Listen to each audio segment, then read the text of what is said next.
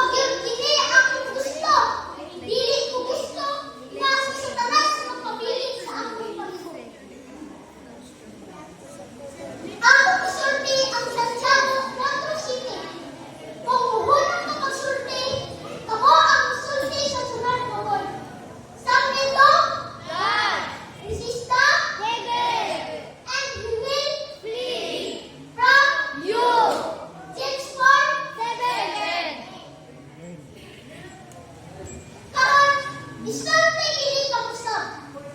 Aniha ang unang letra sa matag pulo. Submit to God. This is the letter and He will free from you. James 4:7. Anong nalabas sa paglitok sa bersikulo nga atong gigamit? Submit to God. This is the letter and He will free from you.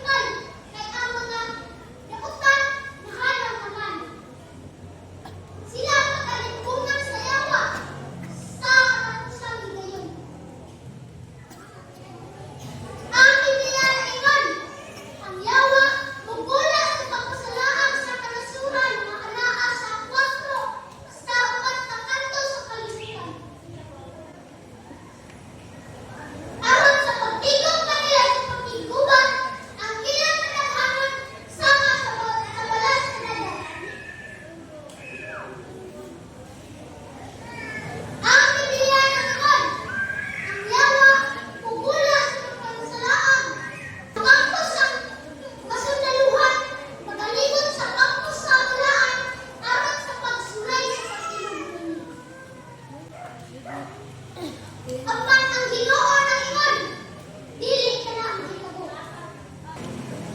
Ang Biblia ng ingon, adunay kalayo gikan sa langit. Human sila nagsunog, si Jesus nag-ingon, tan-awa ang tanang taong nabagket. Siya naghimo usa ka matahong mayuta. Nga wala na unyay kamatayon, sala ug kabuhanan. Ang Biblia naingon, ang tanang mga luha sa ilang mga pagapahiran, wala na unyay kamatayon. Wala na'y kasukanan, mga paghila, ug wala na'y mga kasakitan, kay ang tanang tao mahanaw na. Dili na ko mahanduraw ang kaanindot sa mga butang nagiplanan ni Jesus para kanato dito sa langit. Naghandog ang Dios nga kitang tanan makasulod ni anang langit nga iyang giandam. Gusto ni Dios nga ang tanan gawon sa kasa sa kaluwasan. Apan ang tanan dili andam sa pagbiya sa ilang sala. Matag isa wala kibiya sa ilang mga sala, dili makasulod. Si Jesus nagsaad nga walay sala nga makasulod dito sa higpit nga dapit. Asa man ang inyong pagpili karon? Andam ka ba nga tubukan si Jesus nga magahari sa imong kinabuhi? Andam ka ninyong pag-uhod ang dautan nga binuhatan? Kung gusto ikaw, tindaw sa atubangan o barong uban ka nako. Gidapit kita sa Dios sa pagdool kaniya. Karon, biyaya ang tanan imong sala. Doon ng Isus, pangayo ang tabang kaniya ug siya naghatag sa abundang kalipay ng imong gihuna-huna ang sige. Doon kaniya, tindaw uban ka nako. Ako nahibalo nga adunay kalipay sa langit. Ang Dios nalipay uban sa mga manulunda sa langit. Sa imong desisyon karon. Atong iduko ang atong mga ulo sa pag-apo. Dalay ko ikaw nga mana mo anak sa mga langit. Nining gagmay kabataan nga imong gihigugma, imong ipakamatyan sa krus. Nahibulo kami nga kini sila mga kandidato nato sa langit. Ginoo, parehong kagaya sila luna nato sa imong ginarihan. Labi na sa mga pagbalik, human yun sa usa ka libo ka tuig. Aron nga kining tanan makapuyon mo sila ngadto sa langit ng bulan.